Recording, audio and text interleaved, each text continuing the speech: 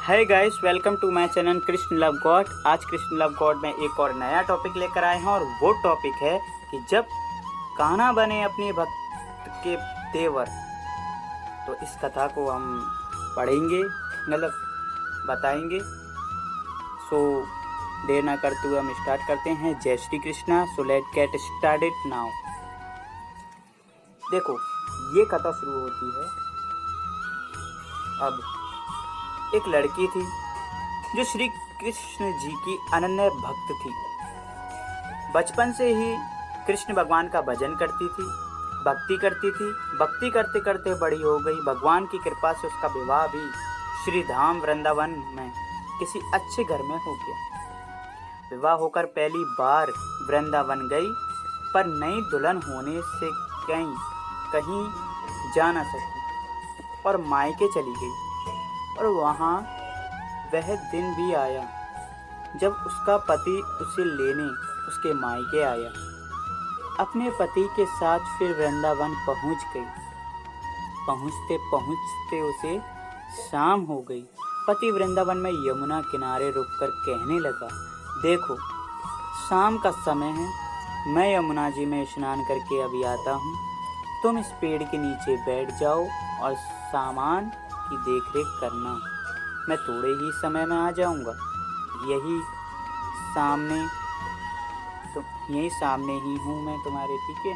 कुछ लगे तो मुझे आवाज़ भी दे देना। इतना कहकर पति उसका चला गया। वह लड़की बैठ गई। अब एक हाथ लंबा घूंघट निकाल रखा है, क्योंकि गांव है, ससुराल है, और वहीं बैठ गई। मन ही मन विचारने लगी कि देखो ठाकुर जी की कितनी कृपा है। उन्हें मैंने बचपन से भजा, उनकी कृपा से मेरा विवाह भी श्री धाम वृंदावन में हो गया। मैं इतने वर्षों से ठाकुर जी को मानती हूँ, परंतु अब तक उनसे कोई रिश्ता नहीं जोड़ा। फिर सोचती है ठाकुर जी की उम्र क्या होगी? लगभग 16 वर्ष के होंगे। मेरे पति 20 वर्ष के हैं, उनसे थोड़े से छोटे हैं, इसलिए मेरे पति के छोटे भाई की तरह हुए और मेरे देवर की तरह। तो आज से ठाकुर जी मेरे देवर हुए। अब तो ठाकुर जी से नया संबंध जोड़कर बड़ी प्रसन्न हुई और मन ही मन ठाकुर जी से कहने लगी, देखो ठाकुर जी, आज से मैं तुम्हारी भाभी और तुम मेरे देवर। अब वो समय आएगा जब तुम मुझे भाभी भाभी कहकर पुकारने लगोगे। इतना सोच ही रही थी कि तभी एक 10-15 वर्ष का बालक आया और उस लड़की से बोला, भाभी भाभी। लड़की अचानक से चौंक गई, अपने भाव से बाहर आई और सोचने लगी, वृंदावन में तो मैं नई हूँ, ये भाभी कहकर कौन बुला रहा है?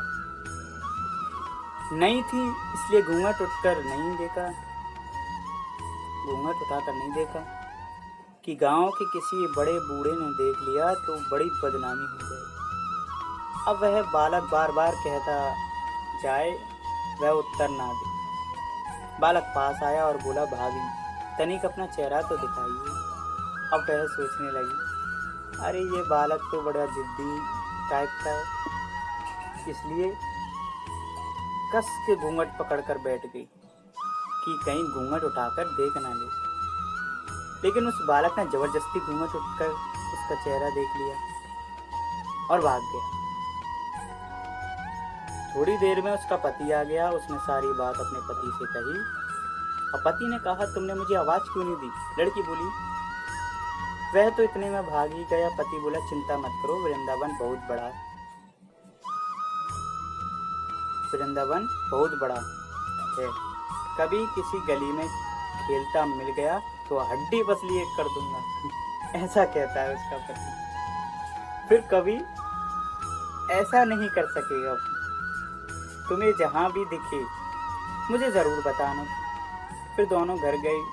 कुछ दिन बाद उसकी सास ने अपने बेटे से कहा, बेटा देख तेरा विवाह हो गया, बहू मायके से भी आ गई, पर तुम दोनों अभी तक बांके बिहारी जी के दर्शन करने के लिए नहीं गए। कल जाकर बहू को दर्शन कराकर लेकर आना। अब अगले दिन दोनों पति पत्नी ठाकुर जी के दर्शन करने मंदिर में गए। मंदिर में बहुत ही भीड़ थी। लड़का कहने लगा, देखो तुम स्त्रियों के साथ आगे जाकर दर्शन करो और मैं अभी आता हूँ।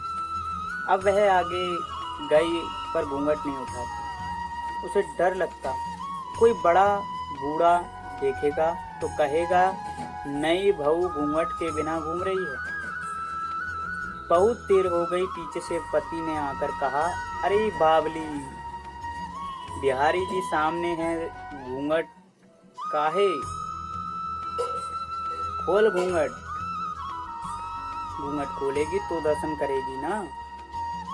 अब उसने अपना घूंघट उठाया, जो बांके बिहारी जी की ओर देखा तो बांके बिहारी जी की जगह वही बालक मुस्कुराता उन्हें दिखा, जो भाभी भाभी कहकर पुकार रहा था।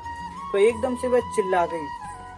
क्या होता है, एकदम से चिल्ला गई और अपने पति को आवाज देने लगी, सुनिए सुनिए सुनिए, जल्दी आओ जल्दी आओ जल्दी आओ।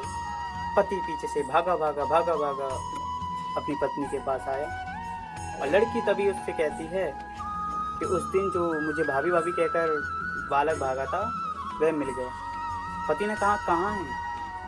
अभी उसे देखता हूँ। ठाकुर जी की ओर इशारा करके बोली, ये रहा, आपके सामने ही तो है।